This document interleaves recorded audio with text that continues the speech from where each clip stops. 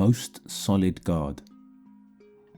A solid guard is the boxer's ability to effectively absorb and block punches by covering up. It involves adjusting the guard dynamically to cover all vulnerable areas and maintaining the composure.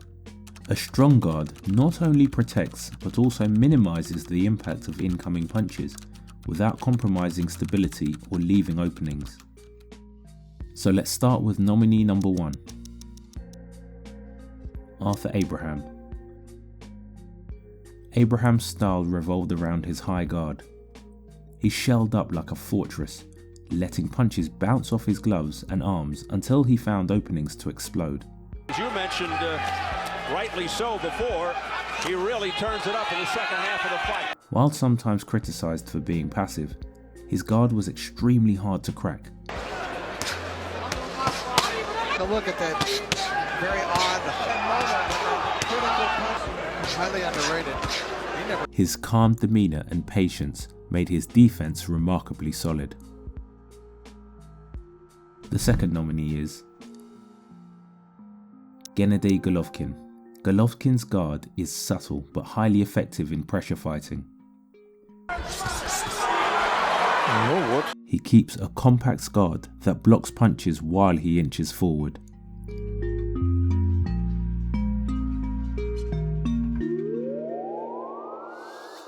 His composure and distance control allow him to absorb shots without overreacting. Always defensively responsible, he keeps his chin down and maintains a crouched posture, adjusting just enough to block or parry incoming punches. The third nominee is James Toney. Toney's guard wasn't a classic high guard, but a slick shoulder roll style defense. While often praised for his head movement, his solid guard was equally vital. He absorbed shots with subtle rolls and blocked the rest with relaxed composure.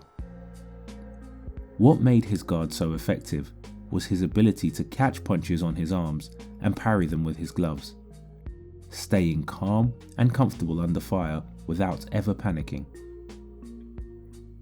Next up is Joshua Clottey. Clottey had one of the most frustrating guards of his era. He kept his gloves glued to his head and his elbows tightly tucked in a crouched position. Crowd getting loud. Just to attack that body. That quite honestly, Clottey's having trouble landing clean punches. And here's where Cotto goes to work. His stability and composure behind the guard gave him underrated durability and frustrated even elite opponents. The fifth nominee is Julio Cesar Chavez. Chavez used a tight, disciplined high guard. He blocked shots on his arms and gloves while subtly shifting his head off the centre line. He often kept his hands protecting his body, moving just enough to block incoming punches.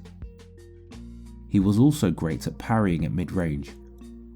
His ability to absorb heavy punches without overreacting made his guard exceptionally strong. The sixth nominee is Ken Norton. Norton often employed a cross-arm guard, using it to smother and deflect punches.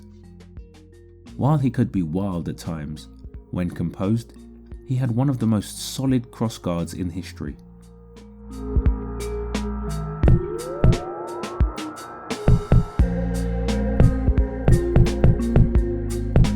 He would close tightly and use his arms to block and parry shots, proving especially effective against headhunting opponents. The seventh nominee is Marlon Starling. Starling was famous for his airtight high guard. Twice, he always the Molinars look the same. Starling, meanwhile, continues to block most of what Molinars is now throwing with his arm. He could shut down combinations by tucking in tightly, leaving almost no target to hit. His dynamic high guard kept his elbows tucked and moved from side to side to parry punches. His compact, fluid defense frustrated opponents who couldn't break through it. The following nominee is Marvin Hagler. Hagler was solid as a rock and excellent at blocking. He absorbed shots up close while applying pressure, rarely leaving himself open. His strong chin and stoic approach amplified his guard's effectiveness. He was also highly responsible while punching, maintaining balance between offense and defense. To make some money. Hagler's guard was fundamentally sound and perfectly suited for walking opponents down safely. The 9th nominee is Tim Witherspoon. Witherspoon was a master of the cross-arm guard, a defensive style many fighters struggle to figure out. He used it to parry most punches with ease, constantly adjusting his arm positions to cover openings. His dynamic guard adapting to every situation was extremely difficult to penetrate. Lastly, the 10th nominee is Winky Wright. Winky Wright had one of the most iconic high guards in boxing.